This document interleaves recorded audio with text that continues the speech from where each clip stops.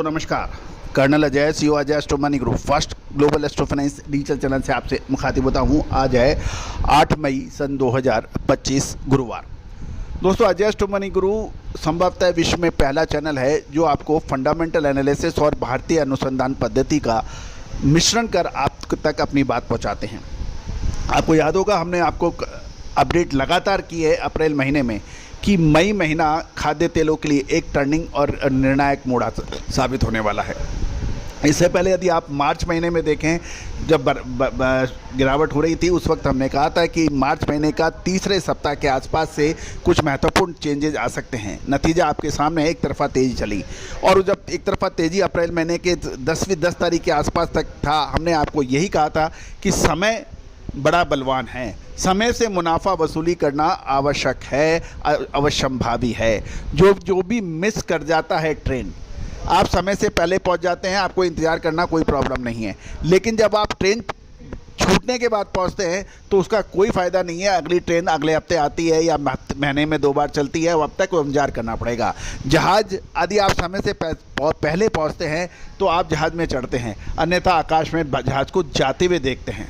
तो दोस्तों यही व्यापार का नियम है, यही प्रकृति का नियम है। समय पे बीज डालोगे तो फसल होगी, समय के बाद बीज डालोगे तो फसल नहीं होगी या फिर उसकी मात्रा बिल्कुल कम हो जाएगी। समय पे आपने पानी डाल दिया, समय पे बरसात हो गई तो फसल शानदार है, और समय पे पानी नहीं डाला, समय पे बरसात नहीं हुई, सिंचाई नहीं हुई तो फिर उसके बाद आप कुछ भी नहीं कह सकते।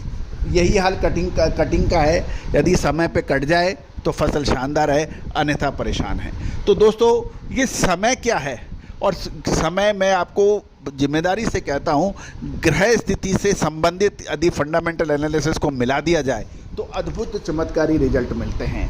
और यही वजह है कि आज भारतीय अनुसंधान पद्धति का डंका पूरे विश्व में फैल रहा है। चाहे अर्जेंटीना हो, ब्राज़ील हो, मलेशिया हो, इंडोनेशिया हो या फिर अमेरिका, आज जो भी ऑयल से संबंधित काम कर रहे हैं, खाद्य तेलों से संबंधित काम कर रहे हैं, वो आज भारतीय अनुसंधान पद्धति की तरफ आशा भरी नज़रों से देख रहे हैं।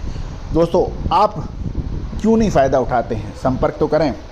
आज की इस एपिसोड में हम चर्चा करेंगे सीबोट में सोया ऑयल में भारी गिरावट दर्ज हुई है। इसका प्रमुख कारण क्रूड ऑयल के अंदर फंड्स की ज़बरदस्त बिकवाली और पॉलिसियों का एक मिश्रित या चिंताजनक पॉइंट्स हैं। जानिए पूरी रिपोर्ट विस्तार से। दोस्तों आप हमारे चैनल पर नए हैं, पहली बार आए हैं और अभी तक सब्सक्राइब नहीं किया है तो चैनल को सब्सक्राइब करना बिल्कुल ना भूलें यदि पसंद आए तो। खबर निकल के आ रही है कि कल बुधवार को 7 मई को शिकागो बोर्ड ऑफ ट्रेड पर सोया तेल की कीमतों में तेज गिरावट दर्ज हुई। जुलाई 2025 कॉन्ट्रैक्ट 1.02 सेंट गिरकर 47.33 सेंट प्रति पाउंड पर बंद हुआ। कीमतों में दबाव, क्रूड ऑयल की गिरावट और कमोडिटी फंड्स की भारी बिकवाली और अमेरिका में बायोफ्यूल नीतियों को लेकर अनिश्चितता के कारण देखा गया। दोस्तों हम आपको हमेशा से यही कहते हैं कि जब तेज़ी आती है तो आपको कारण 50 हो जाते हैं, जब गिरने का समय आता है तो उसके अंदर 50 कारण गिना दिए जाते हैं, लेकिन अग्रिम विश्लेषण सबसे महत्वपूर्ण होता है। बुधवार को क्रूड ऑयल की कमजोरी ने सोया ऑयल पर भारी दबाव बना दिया। जून WTI क्रूड वायदा $1.02 यानी लगभग 1.73% घट गया। डॉलर की मजबूती और मिडिल ईस्ट पे घटे तनाव ने क्रूड ऑयल को नीचे खींच दिया। दूसरी ओर यदि हम आपको याद होगा तो हमने आपको कुछ दिनों पहले ओपेक के ऊपर भी एक महत्वपूर्ण शो अपलोड किया था, उसमें क्रूड ऑयल की क्वांटिटी बढ़ाने के ऊपर बात की गई थी। इसके अलावा EIA से मिले जुले डेटा ने भी क्रूड स्टॉक्स को उम्मीद से ज़्यादा कमी और गैसोलीन की इन्वेंट्री में अप्रत्याशित वृद्धि से बाज़ारों में अस्थिरता या परेशानियां देखी गई। कमोडिटी फंड्स ने बाज़ारों में दबाव बढ़ा दिया और लगभग 6000 कॉन्ट्रैक्ट की बिकवाली कर दी। इससे ये साफ दिखा कि निवेशकों ने ग्लोबल डिमांड को लेकर चिंता बन गई है। बाज़ारों की सेंटीमेंट को एक और झटका तब लगा जब इन्वेंट्री एडवाइज़र एंथोनी रीड ने साफ किया कि अमेरिका में बायोडीजल ब्लेंड टैक्स क्रेडिट जिसे BTC कहते हैं कि वापसी शायद नहीं होगी। अब बाजार का ध्यान नए 45Z टैक्स क्रेडिट पर है, जो बायोडीजल उत्पादन की लागत और सोया ऑयल की मांग पर असर डाल सकता है। दूसरी ओर आइस कैनोला वायदा मजबूत रहा।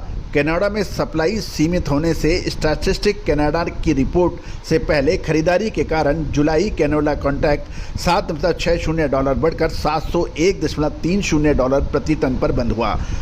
यूरोनेक्स्ट रैपसीड वायदा बाजार ने ट्रेंड के साथ गिरा और अगस्त 2025 कॉन्ट्रैक्ट €5 घटकर $469 प्रति टन रहा।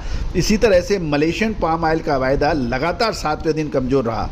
जुलाई 2025 कॉन्ट्रैक्ट ₹52 गिरकर $3,792 प्रति टन पे बंद हुआ। दोस्तों चेक कीजिए, कुछ दिनों पहले $4,000 से ऊपर, $4,200 से ऊपर प्रति टन पाम तेल की बात की जा रही है। अब जब ये $3,800 से नीचे गिर गया है, अब वही उन्हीं बंदों, उन्हीं विशेषज्ञों और उन्हीं से बात कीजिए कि आज वो क्या कह रहे हैं। 15 दिन 20 दिन पहले क्या कह रहे थे और आज क्या कह रहे हैं, दोनों में आपको ज़मीन आसमान का यानी 180 डिग्री का चेंज आएगा। भारत से डिमांड कम होने, मलेशिया में प्रोडक्शन बढ़ने से मार्केट दबाव में है। आगे बाजार क्रूड ऑयल की कीमतें, अमेरिका व इंडोनेशिया की बायोडीजल पॉलिसी प्रमुख भूमिका निभाएगी, जो सोया ऑयल समेत बाकी सभी वेजिटेबल ऑयल्स की चाल तय करेगी। दोस्तों खाद्य तेलों में मई महीने के आखिरी सप्ताह के आसपास कुछ ऐसी महत्वपूर्ण घटनाएं हैं जिससे बाजारों के अंदर एक निर्णायक मोड़ होगा। विशेष अग्रिम रिसर्च रिपोर्ट के लिए संपर्क करें। All the very best, good luck, happy trading.